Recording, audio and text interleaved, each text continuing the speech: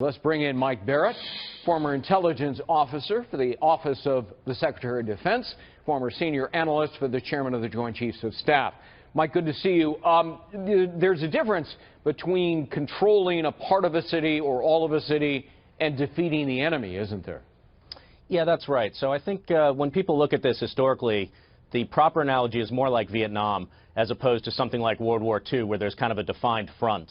And so in a situation like Vietnam, where you had guerrilla warfare, you might have U.S. or Allied or South Vietnamese control during the day, but the real problem was that at night the insurgents would come back in and they would terrorize the local population. And I'm afraid that's the same thing that we're going to see throughout Ramadi. Maybe not in the city center properly, but I could see it in the rest of that area for sure. Well, and Ramadi, has it not, Mike, has been really ravaged with booby traps especially. It has, yes. The local Anbar Council, which is sort of the group of sort of governors, if you will, from the local area, estimate that about 80% of the city has been destroyed. We know that whenever ISIS takes over a place like this, they leave hundreds and hundreds of booby traps.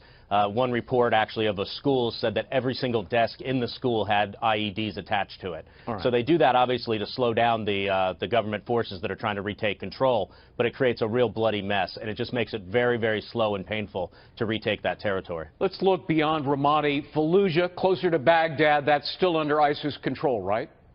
It is, and Fallujah actually is really just an awful, awful, terrible place to fight. The U.S. Marines valiantly went in there several times, managed to clear it and hold it, but we've since lost it. And so what you see is that, and this is the nature of an insurgency warfare, ISIS can retreat from a given piece of the map, but if they still control the surrounding regions and if they can come back at will, then essentially, while it's a good thing, obviously, to push them back and to kill them on the battlefield, you still have to keep it in perspective. They still own Mosul, which is the second largest city in Baghdad, or in Iraq, and they still have a lot of presence throughout much of the region. So, Mike, this is not going to be a short deal here. I mean, this is going to be a long fight against ISIS? Yeah, two quick indications of that. One, when I was in the Pentagon, we used to refer to this as a generational conflict. By that, we meant a 20, 30, possibly even 40-year war. So even though we're a decade and a half into it, we have to keep in mind we still got a long ways to go.